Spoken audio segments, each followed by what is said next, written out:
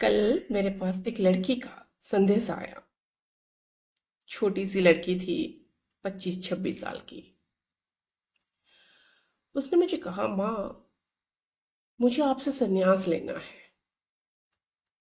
मुझे मार्ग बताए और ये बताए कि कहाँ और कब आना है। अब मैंने उसको पूछा कि पहले तो मुझे ये बताओ कि तुम संन्यास लेना क्यों चाहती हो। तो उसने कहा कि मेरी शादी को 4 साल हो गए हैं, अभी तक बच्चा नहीं हुआ, इसलिए मुझे घर वालों के ताने सुनने पड़ रहे हैं। पति के साथ संबंध बिगड़ गए हैं। डॉक्टर का कहना है कि प्रॉब्लम पति में है, लेकिन सामाजिक लज्जा के कारण मैं इस बात को हर किसी को बोल नहीं पाती हूँ। तो हर कोई मेरे ऊपर दोषारोपण करता है और मैं इन सब चीज़ों से बहुत परेशान हो चुकी हूँ। तो मैंने उसको कहा कि केवल यही कारण है जिसकी वजह से तुम संन्यास लेना चाहती हो। तो उसने कहा, हाँ, आपको देखकर मुझे साहस मिला, तो मैं भी संन्यास की राह पर जाना चाहती हूँ। मैंने उससे एक सवाल किया, संन्यास लेना चाहती हो, अच्छी बात है, लेकिन मुझे ये बताओ कि अगर कल को तुमको ये पता चला कि तुम गर्भवती हो, तब तुम क्या करोगे। तो थोड़ा सोची और बोली, तब पता नहीं क्या करूँगी। मैंने उससे कहा कि संन्यास का जब समय आएगा, जब तुम्हारी चेतना प्रस्तुत हो जाएगी, तब मैं स्वयं ही तुमको संन्यास दिला दूंगी। फिलहाल अपने लिए एक नौकरी ढूंढो, स्वावलंबी बनो, अपने पैरों पर खड़ी हो, केवल 25 साल की हो।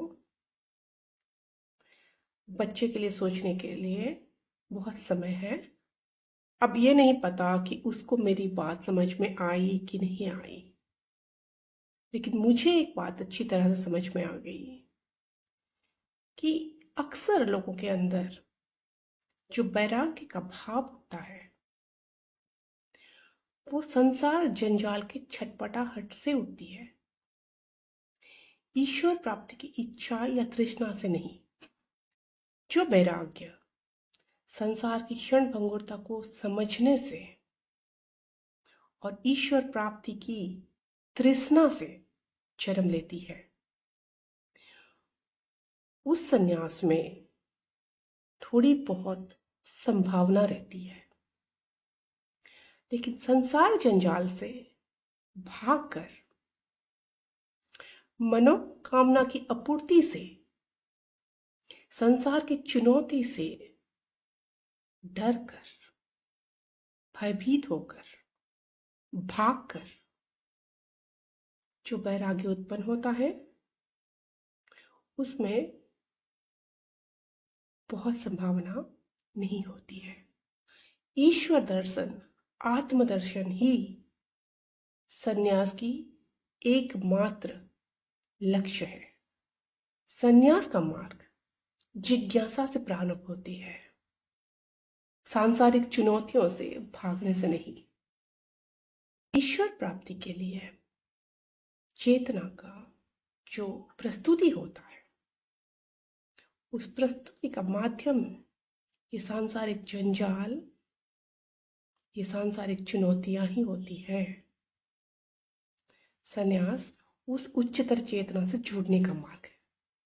एक सन्यासी के लिए इस सूक्ष्म अंतर को समझना बहुत जरूरी है।